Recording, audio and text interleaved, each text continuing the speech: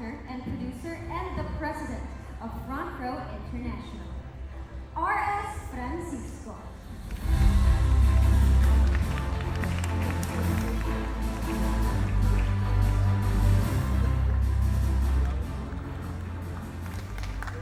Good evening, everybody. Narito ang mga love teams na nagpakilig, nagpasaya, at nagpaiyak sa atin noong nakaraang taon. And the star goes to Alden Richards and Julia Montes for 5 breakups in a row. Presenting the trophy for the PMPC is Lourdes Fabian.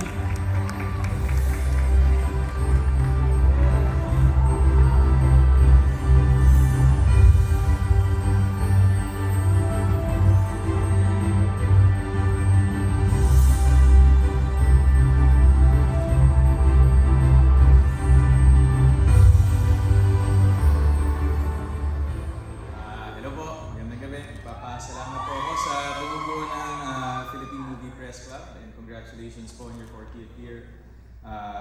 Hindi po nakadalo ang aking co-love team na si Julia Montes, pero on her behalf po, I would like to receive this award.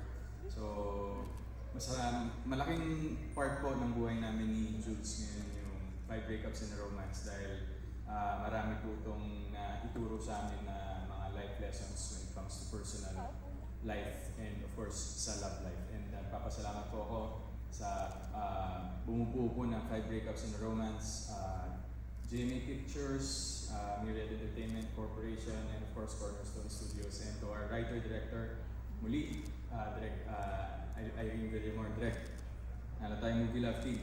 So maraming salamat po, magandang gabi po.